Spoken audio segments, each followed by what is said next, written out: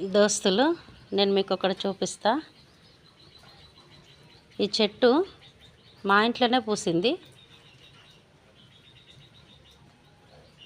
నెల రోజుల కాంచి 3 సార్లు పూసింది. ఇట్లా నాకైతే చాలా సంతోషంగా ఉంది. ఎందుకంటే ఇంత అందంగా ఉన్నది, ఎంత కమ్మటి వాసన వస్తుంది ఇంటి చుట్టూ ఈ 2 పువ్వులు. ఇప్పుడు సాయంత్రం అయింది, పొద్దు ఊకేటప్పుడు విచ్చుతాయి ఈ పువ్వులు. 6:15 అవుతుంది ఇప్పుడు టైము. దీని పేరు నాగస్వరం చెట్టట.